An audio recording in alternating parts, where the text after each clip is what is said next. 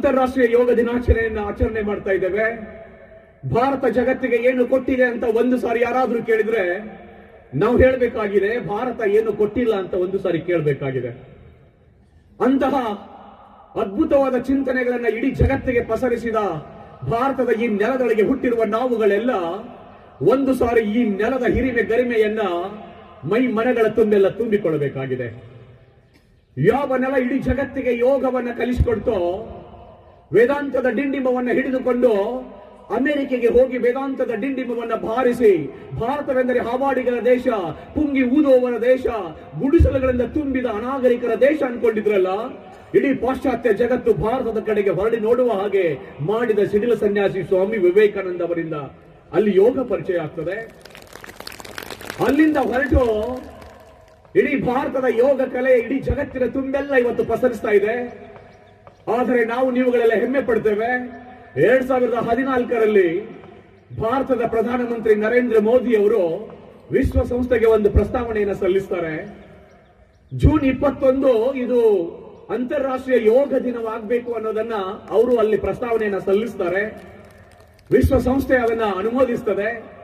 2015ರಿಂದ ಅಂತಾರಾಷ್ಟ್ರೀಯ ಯೋಗ ದಿನಾಚರಣೆಯನ್ನ ಭಾರತದ ನೆಲದಲ್ಲಿ ಹುಟ್ಟಿದ ಯೋಗ ಇಂದು 195 ರಾಷ್ಟ್ರಗಳಲ್ಲಿ ಇವತ್ತು ಏಕಕಾಲಕ್ಕೆ ನಾವೆಲ್ಲ ಯೋಗದಲ್ಲಿ ತೊಡಗಿಸಿಕೊಳ್ತೇವೆ ಅಂತ ಹೇಳಿದ್ರೆ ಭಾರತ ಏನು ಕೊಟ್ಟಿದೆ ಅಂತ ಹೇಳಿದ್ರೆ ಇಡೀ ಜಗತ್ತಿಗೆ ಯೋಗವನ್ನ ಕೊಟ್ಟಿದೆ ಅನ್ನುವಂಥದ್ದನ್ನ ಹೆಮ್ಮೆಯಿಂದ ಹೇಳ್ತಾ ಈ ದಿನಾಚರಣೆಯ ಸಂದರ್ಭದಲ್ಲಿ ಸುಮ್ಮನೆ ಒಂದಿಷ್ಟು ಈ ನೆಲದ ಬಗ್ಗೆ ಮಾತಾಡ್ತೇನೆ.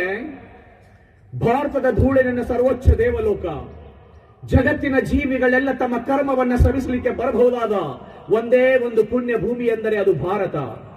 ಭಾರತದ ಮಣ್ಣಿನೊಳಗೆ ಮಣ್ಣಾಗಿ ಧೂಳಿನ ಕಣವಾಗಿ ಮತ್ತೆ ಮತ್ತೆ ಭಾರತದಲ್ಲಿ ಹುಟ್ಟಿ ಬರ್ತೇನೆ ಅಂತ ಸ್ವಾಮಿ ವಿವೇಕಾನಂದರು ಹೇಳ್ತಾರಲ್ಲ, ಅಂತ ಪವಿತ್ರ ನೆಲ ಇದು ನನ್ನ ಭಾರತ. ಭಾರತ ನನ್ನ ಶೈಶವದ ತೊಟ್ಟಿಲು, ನನ್ನ ತಾರುಣ್ಯದ ನಂದನವನ, ನನ್ನ ವೃದ್ಧಾಪ್ಯದ ವಾರಣಾಸಿ, ನನ್ನ ಬದುಕಿನ ಪರಂಧಾಮ ಅಂತಾರಲ್ಲ ವಿವೇಕಾನಂದರು, ಅಂತ ಪವಿತ್ರ ನೆಲ ಇದು ನನ್ನ ಭಾರತ.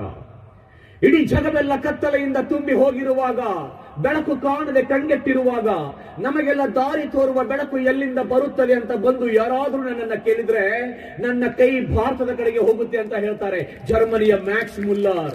ಅಂತ ಪವಿತ್ರ ನೆಲ ಇದು ನನ್ನ ಭಾರತ. ರೋಮಾಂಚನ ಆಗ್ತದೆ ಈ ನೆಲದ ಬಗ್ಗೆ ಮಾತನಾಡುವಾಗ. ಏನು ಭಾರತ ಇದು? ನಮ್ಮೆಲ್ಲರ ಮೈ ಮನಗಳ ತುಂಬೆಲ್ಲ ಭಾರತದ ನೆಲದ ಹಿರಿಮೆ ಗರಿಮೆ ಉತ್ಥಾನ ಪತನಗಳ ಕಥೆಗಳನ್ನ ಒಂದು ಸಾರಿ ನಮ್ಮೊಳಗೆ ಆವಾಹಿಸಿಕೊಳ್ಳುವಂತ ಕಾರ್ಯಕ್ರಮದಲ್ಲಿ ಸಮಾಹಿತಗೊಂಡಿದ್ದೇವೆ ಯೋಗ ದಿನಾಚರಣೆಯ ಈ ಸಂದರ್ಭದಲ್ಲಿ. ಏನು ಅದ್ಭುತ ಭಾರತ ಇದು ಅಂತ ನಮಗೆ ಅರ್ನಾಲ್ಡ್ ಟೊಯನ್ಬಿ ಅನ್ನುವಂತ ಒಬ್ಬ ಶ್ರೇಷ್ಠ ತತ್ವಜ್ಞಾನಿ ಬರ್ತಾರೆ. ಅವ್ರು ಹೇಳ್ತಾರೆ, India will conquer all her conquerors, not politically but culturally and spiritually ಅಂತ ಈ ದೇಶದ ಬಗ್ಗೆ ಬರೀತಾರೆ. ಯಾರು ಭಾರತವನ್ನ ಗೆದ್ರಲ್ಲ, ಒಂದಿಲ್ಲ ಒಂದು ದಿನ ಭಾರತ ಅವರೆಲ್ಲರನ್ನ ಗೆದ್ದು ನಿಲ್ಲುತ್ತೆ ಸಾಂಸ್ಕೃತಿಕವಾಗಿ ಮತ್ತು ಆಧ್ಯಾತ್ಮಿಕವಾಗಿ ಅಂತ ಹೇಳಿ ಅರ್ನಾಲ್ಡ್ ಟೊಯಾನ್ಬಿ ಈ ದೇಶದ ಬಗ್ಗೆ ಬರೀತಾರೆ. ಏನು ಇದು ನನ್ನ ಭಾರತ? ಒಂದು ಸರಿ ಸುಮ್ಮನೆ ಚಿಂತನೆ ಮಾಡುವಂಥದ್ದು. ಮಾರ್ಕ್ ಟ್ವೈನ್ ಅನ್ನುವಂತ ಒಬ್ಬ ಶ್ರೇಷ್ಠ ತತ್ವಜ್ಞಾನಿ ಭಾರತದ ನೆಲದ ಬಗ್ಗೆ ಬರೀತಾರೆ. ಭಾರತ ಮಾನವ ಜನಾಂಗದ ತೊಟ್ಟಿಲು, ಭಾಷೆಯ ಜನ್ಮಸ್ಥಳ, ದಂತ ಕಥೆಗಳ ಅಜ್ಜಿ, ಪುರಾಣ ಪರಂಪರೆಗಳ ಮುತ್ತಜ್ಜಿ, ಜಗತ್ತಿಗೆ ಬೇಕಾದ ಜ್ಞಾನವನ್ನೆಲ್ಲ ತನ್ನೊಳಗೆ ನಿಧಿಯಾಗಿಟ್ಟುಕೊಂಡಿರುವ ಜಗತ್ತಿನ ಯಾವುದಾದರೂ ಒಂದು ದೇಶವಿದ್ದರೆ ಅದು ಭಾರತ ಅಂತ ಹೇಳಿ ಮಾರ್ಕ್ ಟ್ವೈನ್ ಬರೀತಾರಲ್ರಿ ಈ ದೇಶದ ಬಗ್ಗೆ. ಏನು ಭಾರತ ಇದು ಅಂತ, ಎಷ್ಟು ಅದ್ಭುತವಾದ ಭಾರತ ಇದು. ಒಂದು ಸಾರಿ ನಾವೆಲ್ಲ ಆ ಕುರಿತು ಚಿಂತನೆ ಮಾಡಬೇಕಾಗಿದೆ ಅಂತ. ಚೀನಾದ ರಾಯಭಾರಿ ಹೂಶೋ ಒಂದು ಸಾರಿ ಈ ದೇಶಕ್ಕೆ ಬರ್ತಾರೆ. ಈ ದೇಶಕ್ಕೆ ಬಂದು ತಿರುಗಿ ದೇಶಕ್ಕೆ ಹೋಗುವಾಗ ವಿಸಿಟರ್ಸ್ ಡೈರಿಯಲ್ಲಿ ಒಂದು ಮಾತು ಬರೀತಾರೆ, without sending a single soldier to China, India was ruling our country by 2000 years ಅಂತ ಬರೀತಾರೆ. ಒಬ್ಬ ಸೈನಿಕನನ್ನ ನಮ್ಮ ದೇಶಕ್ಕೆ ಕಳಿಸದೆ ಭಾರತ ಸಾಂಸ್ಕೃತಿಕವಾಗಿ ಮತ್ತು ಆಧ್ಯಾತ್ಮಿಕವಾಗಿ ನಮ್ಮ ದೇಶವನ್ನ 2000 ವರ್ಷಗಳವರೆಗೆ ಆಳ್ತಾ ಇತ್ತು ಅಂತ ಹೇಳಿ ಈ ದೇಶದ ಬಗ್ಗೆ ಚೀನಾದ ರಾಯಭಾರಿ ಹೂಶೋ ಬರೀತಾರಲ್ಲ. ಏನಿದೆ ಈ ನೆಲದೊಳಗೆ? ಒಂದು ಸಾರಿ ನಾವು ನೀವುಗಳೆಲ್ಲ ಚಿಂತನೆ ಮಾಡುವಂತ ಕಾರ್ಯಕ್ರಮವಿದು ಯೋಗ ದಿನಾಚರಣೆಯ ಸಂದರ್ಭದಲ್ಲಿ. ಬಹಳ ಹೆಮ್ಮೆ ಪಡ್ತೇವೆ. ಏನಿದು ಭಾರತ ಅಂತ ಹೇಳಿದ್ರೆ ಜಗತ್ತಿನ ಎಲ್ಲ ನಾಗರಿಕತೆಗಳ ಅಧ್ಯಯನ ಮಾಡಿದಂತ ವಿಲ್ ಡುರಾಂಟ್ ಒಂದು ಕಡೆಗೆ ಬರೀತಾರೆ. ಅವರು ಇಡೀ ತಮ್ಮ ಜೀವನವನ್ನೇ ಜಗತ್ತಿನ ನಾಗರಿಕತೆಗಳ ಅಧ್ಯಯನ ಮಾಡೋದಕ್ಕೆ ಕಳೀತಾರೆ. ಅವರ ಹೆಂಡತಿ ಏರಿಯಲ್ ಜೊತೆಗೆ ಸೇರಿ ದಿ ಸ್ಟೋರಿ ಆಫ್ ಸಿವಿಲೈಸೇಷನ್ ಅನ್ನುವಂತಹ 11 ಸಂಪುಟಗಳನ್ನ ಅವರು ಹೊರಗೆ ಬರ್ತಾರೆ. ಅದರಲ್ಲಿ ಭಾರತದ ಕುರಿತು ಅವರು ಒಂದು ಕಡೆಗೆ ಬರೀತಾರೆ, ಜಗತ್ತಿನಲ್ಲಿ ಹಲವಾರು ನಾಗರಿಕತೆಗಳು ಹುಟ್ಟಿದವು, ಜನ್ಮ ತಾಳಿದವು ಮತ್ತು ಅಸ್ತಂಗತವಾಗಿ ಹೋದವು.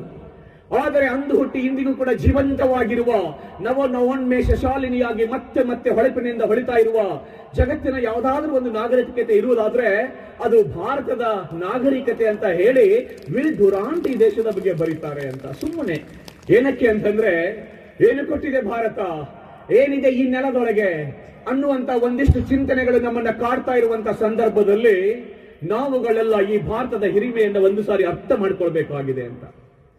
ಬಹಳ ಅದ್ಭುತವಾದ ಮಾತುಗಳನ್ನ ಈ ನೆಲದ ಬಗ್ಗೆ ಬರೀತಾರೆ. ಓಶೋ ಬರೀತಾರೆ, ಭಾರತವೆಂದರೆ ಬರೀ ಭೂಗೋಳವಲ್ಲ, ಭಾರತವೆಂದರೆ ಬರೀ ಚರಿತ್ರೆಯಲ್ಲ, ಭಾರತವೆಂದರೆ ಬರೀ ರಾಷ್ಟ್ರವಲ್ಲ, ಭಾರತವೆಂದರೆ ಇಡೀ ಮಣ್ಣಿನ ತುಂಡಲ್ಲ, ಅದು ಅಸಂಖ್ಯಾತ ಶಕ್ತಿ ಕೇಂದ್ರಗಳಿಂದ ತುಂಬಿಕೊಂಡು ಕಂಪಿಸುತ್ತಿರುವ ಒಂದು ಮಹಾ ಚೈತನ್ಯ ಅಂತ ಹೇಳಿ ಓಶೋ ಅವರು ಈ ದೇಶದ ಬಗ್ಗೆ ಬರೀತಾರೆ ಅಂತ ಹೇಳಿದ್ರೆ, ಏನಿದೆ ಈ ಭಾರತದ ನೆಲದೊಳಗೆ? ಒಂದು ಸಾರಿ ಸುಮ್ಮನೆ ನೀವುಗಳೆಲ್ಲ ಈ ಹಿರಿಮೆಯನ್ನ ಒಂದಿಷ್ಟು ಅರ್ಥೈಸಿಕೊಳ್ಳುವ, ನಮ್ಮ ಯುವ ಪೀಳಿಗೆಗೆ ಅದನ್ನ ಪರಿಚಯಿಸುವ ಕಾರ್ಯಕ್ರಮವನ್ನ